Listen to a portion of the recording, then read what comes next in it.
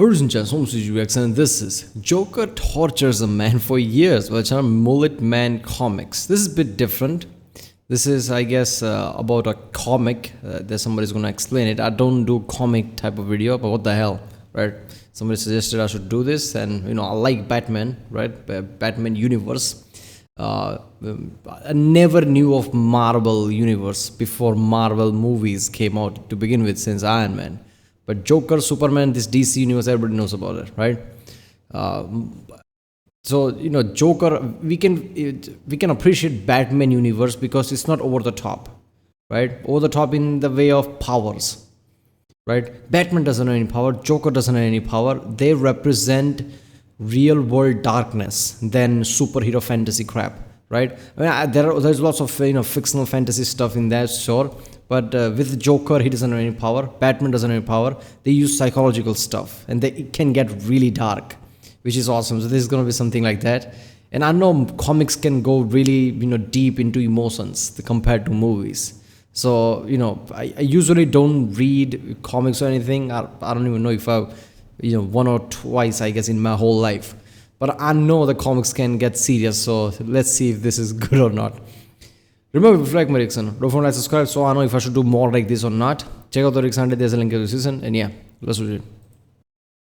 Joker is just honestly one of those villains that can just be a menace for no absolute reason. Right on top of Reverse Flash literally torturing Barry Allen as a kid right before Barry Allen even ever knew he existed. It also kind of makes you question the whole no-kill rule on Batman's part because Joker has literally terrorized all of Gotham just for the sake of finding out Batman's birthday. He's also paralyzed Batgirl to prove a point, and he's also killed Jason Todd to prove a point. He just loves proving them points. But it gets even better because he doesn't just torment. The people make point like Batman doesn't kill. Does that really make him a good guy?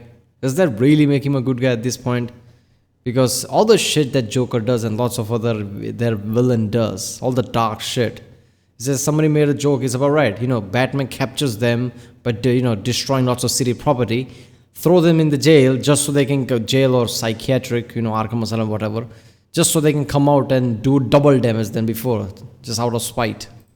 Batman and the Bat family, he also torments random citizens of Gotham as well, like cutting off a father's fingers because he forgot his son's birthday, or sleeping under an asylum worker's bed for days, moving things around the house to slowly make him go insane. What the all fuck? In the sake of proving a point. There's just levels to the madness. And while I think that these instances are possibly the craziest Joker has ever done, it's just the tip of the iceberg because this dude literally took the time to torture somebody for 5 years. As we start the story with Joker broadcasting to Gotham his next evil plan, while also Joker gassing a guy in a gorilla suit, making him laugh to death, telling all of Gotham that his circus will find everyone in Gotham soon. Later on, we see a reporter named Tommy arguing with his fellow workers about Joker just being a man and that the GCPD has turned him into some myth-like being. And Tommy, seeing that the entire room is scared to even report on the Joker, Tommy sets out to prove everyone wrong and that Joker is just a sick and lonely man. So a few nights later, Tommy ends up following a lead on the Joker that brings him to a rundown joke store. And upon entering, he sees Joker sitting in the middle of the room, laughing ominously. Tommy then hides as he listens to the Joker's goons question if Joker's plan will even work, because it seems insane. And Joker just follows this up by spraying acid in the goon's face, killing him for questioning the Joker's methods. However, while the Joker starts laughing, Tommy accidentally lets out a snort in fear, causing Joker and Harley Quinn to find him. And after Harley Quinn pulls Tommy out of hiding, in a desperate attempt to stay alive, he tries to pick apart the character of Joker, telling him that he's alone and doesn't have any friends. In Tommy doing this, it would buy him enough time for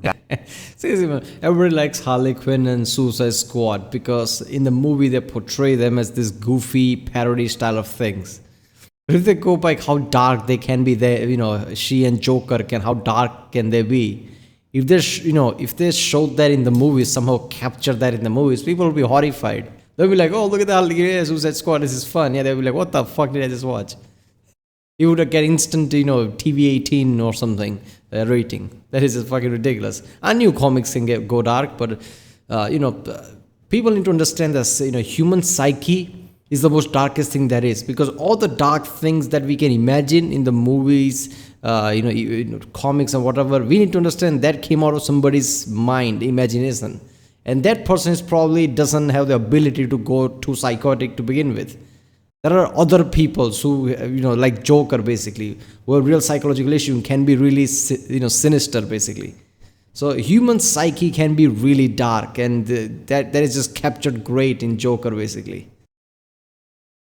Batman and Robin to show up to stop the Joker, and Tommy would later go free. But his run-in with the Joker wouldn't end there, as a year later, Tommy comes back home to his roommate with an abhorrent smell lurking in the house. Questioning his best friend on why the room smells, he would enter his room only to find his body strung up like an insane-induced puppet, with Joker's voice telling Tommy not to get too close. The wiring took him ages. With Joker going on to tell Tommy that he thought a lot about what he said before he went to the asylum, and that the Joker thinks what he said was true. That he didn't have any friends until now, because he just killed his competition, and now Joker is his best friend. Along with this, Joker also tells Tommy that he knows everything there is to know about him, as he starts to psychologically torture him until the point Tommy can do nothing but cry from fear. And Joker's response to his wailing is to give Tommy a frighteningly awkward hug, with him later jumping on the stoop of the window, telling him that he looks forward to his next visit. Hours later, Batman and the police would show up to Tommy's house to not only save him, but to tell him that he's safe from the Joker, because he's back behind bars. What little comfort that is. Because 6 months later, he breaks out again, and in that time, Tommy moved, ditched his family, and got a completely new life to escape the Joker.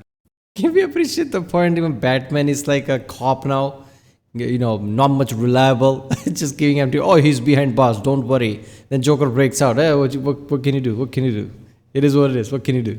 But Tommy would still be fearful. So fearful, in fact, that he needs to talk with someone while desperately closing everything in the house, locking everything in fear that the Joker will come back. However, in a second round to see if everything was locked, he finds one window still open. So he hides in the shadows and prays that the Joker won't come for him. And after a while, it seems fine. Until he walks out into his living room to see a big red "I miss you" written on his home floor. Another year later, Tommy has completely changed his identity and finds out from a register worker that Joker is broken out of Arkham again. Upon hearing this, he immediately hops in his car, speeding to his house, bursting into the front door, screaming his wife's name, hoping she's okay, only to find Joker holding his wife, dancing while playing their anniversary tape. Joker would then throw Tommy's wife aside and tell the both of them that he's not going to kill them or anything, but that he only wants to catch up because the Joker's line of work can be oh so lonely at times. Along with this, Joker would then turn on his own slideshow of his personal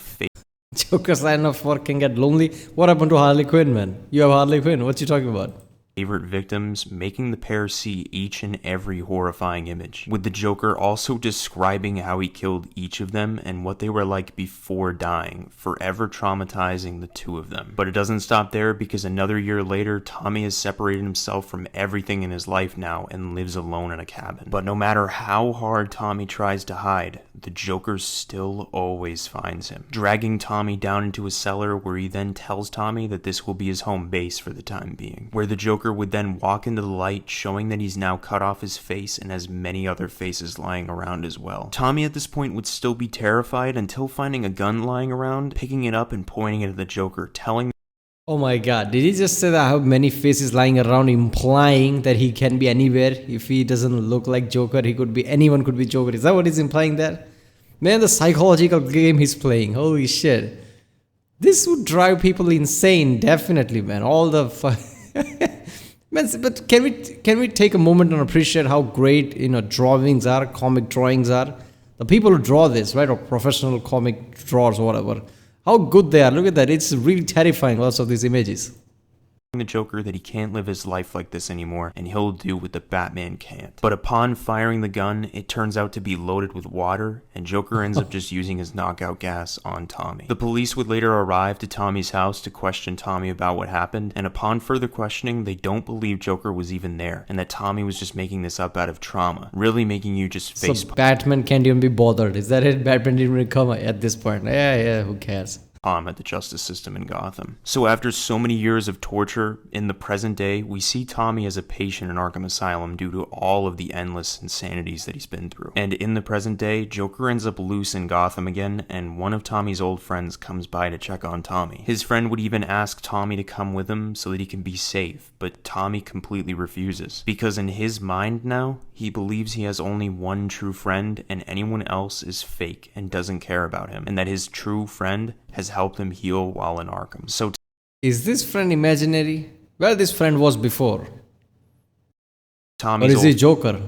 friend reluctantly accepts his decision, and Tommy goes back off to his room. And once Tommy gets back in his room, a voice reaches out saying, "Hello, Tommy." With Tommy in such a broken state, saying back, "Oh, thank God, Eric. I thought maybe he'd gotten you. Just promise me He's you won't Joker, leave. isn't it? You won't get hurt. I've lost too much in the last 5 years. I can't lose another best friend. Promise me you'll be there, Eric. Please. Promise me." However, he can't promise him anything because he was never real, as the Joker stands over a completely and utterly broken Tommy with a hand on his shoulder, smiling because he finally proved his point. Holy ending the story. shit! I hope you guys like that story. It's extremely dark, I know, and this video is a little bit longer than usual, so if you guys made it. That's the whole comic, right? How many comics are there? God damn it, there's so many stories. Batman, an endgame tie-in.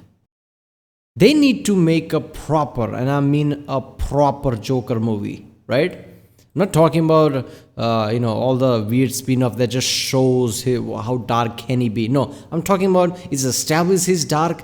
Now let's show what dark things he do, like this comics, events of the Joker.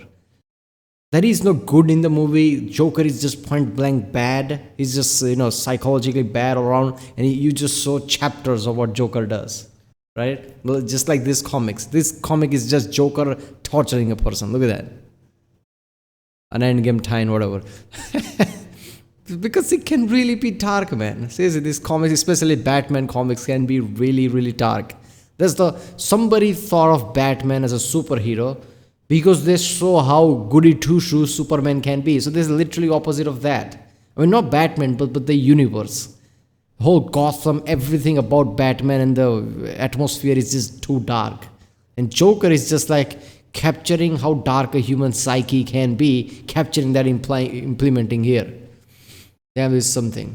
I mean, in order for Joker to be this psychotic, you need immense level of, determination, basically, to actually do this for 5 years just to prove a fucking point. That's just terrifying. Okay, well, that was Joker tortures a man for years, which are Mullet-Man comics. If you like my videos, don't forget to subscribe. If you want me to do more of this, definitely say it in comment. And yeah, I'll see you next time.